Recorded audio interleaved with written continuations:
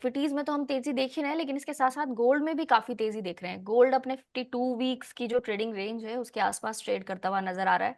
तो क्या अब हमारे फेस्टिव सीजन भी आने वाला है, तो इंडिया में भी गोल्ड की जो डिमांड है वो बढ़ती हुई नजर आएगी हमें। ऊपर से शादियां भी आने वाली हैं, तो शादियों का सीजन भी शुरू हो जाएगा। तो क्या ऐसे में इस वक्त आपको इन्वेस्टमेंट के लिए कोई स्टॉक या फिर अगर गोल्ड में डायरेक्ट इन्वेस्ट करना हो, उनमें से कुछ पसंद आता है?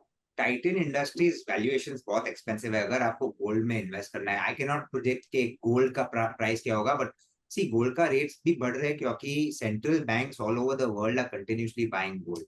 और वो एक चीज है जिसके वजह से गोल्ड काफी बढ़ रहा है, which is a risk aversion. So that for the market, जब gold बढ़ता है, it basically says that people are taking less risk, should take less risk in the market, but that is not happening. अभी if you want to invest in a gold stock, uh, there are 3-4 companies जो listed है, TVZ, कल्याण jewellers, Senco gold, Titan, एक दो और भी है, but अभी एक नया PN गाडगिल भी लिस्ट हुआ था।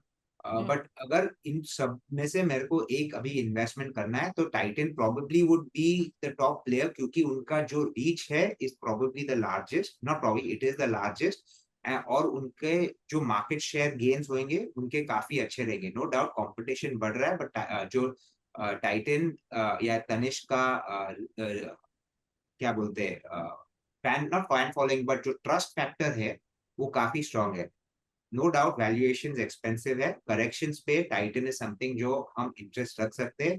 But the other stocks I would still not be looking to buy, क्योंकि वैल्यूएशंस काफी बढ़ चुके हैं। एक टाइम पे था जब कल्याण ज्वेलर्स 70 पे हम लोग को पॉजिटिव लगता था, 120 पे पॉजिटिव लगता था। उसके बाद जो रैली आया है वो 120 टू 400 और 400 टू 700, इफ यू गो, अगर आप 2 साल का चार्ट देखेंगे तो 70 has become 770.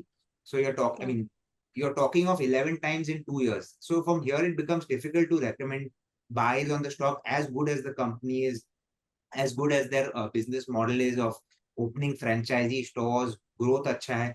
तभी भी based on the current valuation becomes very difficult to recommend a buy. So I would not be buying anything except for Titan on corrections closer to 3000 levels. I'm talking of a 20% correction before buying it. So again, मैं market में I'm finding things very expensive, but this market may continue to grow क्योंकि liquidity बहुत है। But as a fundamental analyst, as a long term investor, जहाँ पे हमको 15-20% केगर return चाहिए, बहुत डिफिकल्ट हो रहा है यहाँ पे रेकमेंड करना। और गोल्ड में या गोल्ड स्टॉक्स में भी we are finding it difficult.